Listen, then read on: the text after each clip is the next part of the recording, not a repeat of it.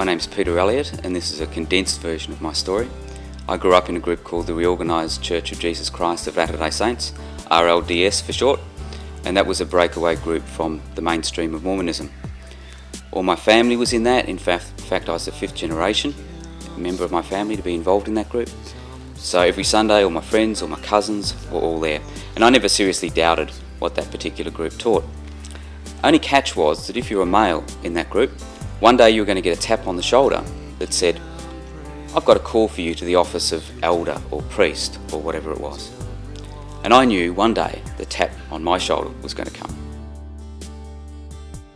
I was in my late teens when a friend came around one day to share a personal dilemma.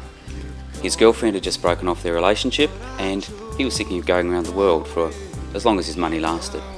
So he said to me, "Look, would you like to come with us?" I thought about this significant life decision for all of 30 seconds before saying yes. So a few months later, we were travelling around the world, the two of us and another guy who came with us.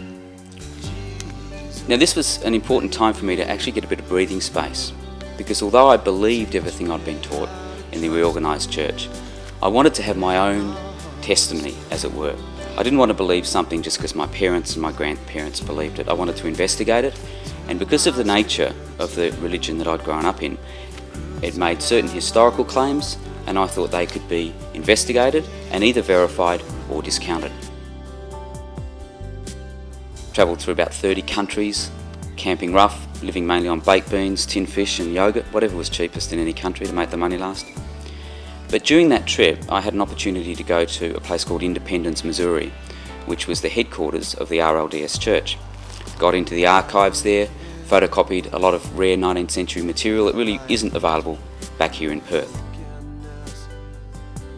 When I came back from the States, I sat down with all that material I'd collected, researched it, and came to the conclusion I couldn't believe what I'd been taught to believe as I grew up any longer. In making that decision, I felt I had to share it with the people in that particular group, so I wrote a book with a very positive title called Reasons for Disbelief. At the end of that process, I was left with a basic belief in God, but not much else. Shortly afterwards, I had a chance to go gold prospecting with the same two guys I travelled with. Out on the WA goldfields, it gets pretty hot and you tend to do strange things. A few weeks later, I'd accepted a bet to walk around Ireland, and there I was in a tube from Heathrow Airport with a pack on my back I'd never tried on before, and realising I'd made a very bad decision. But in walking around Ireland by myself for the next 2.5 months, one of the things I did was read the New Testament. From Ireland, I went over to Israel and later Egypt, and while I was travelling around Israel, I stayed in a lot of Christian hostels and travelled around with quite a few Christian guys, not by any choice of mine, but I figured, hey, they're probably honest, and I was unlikely to get ripped off. I ended up travelling with a guy who was a theology student from South Africa and a reformed gambler from America, who were both in the process of coming back to God. And one of the things I did regularly in Jerusalem was visit a place called the Garden Tomb. Now, it's a fairly popular tourist spot these days, but it's basically a garden surrounding an empty tomb that dates from the 1st century AD. And although no one's coming out definitely in saying so, it could possibly have been the tomb of Christ. So the Garden Tomb had a certain attraction to me. It was free to get into. It was peaceful. So I visited there quite a bit. Now, as a result of travelling around with these guys, I was starting to get a picture of where Jesus fitted into the whole thing. And I was starting also, as a result of the people I'd met, to get the conviction that Jesus Christ was changing lives today.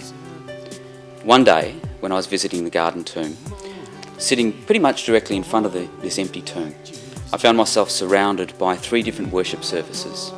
One either side, one behind me. One was a group of Japanese, one was a group of Germans, and one was a group of Black Americans, all conducting separate worship services simultaneously. In that moment, I came to appreciate God has a sense of humour. I was surrounded on 3 sides by people worshipping Him, and in front of me was an empty tomb.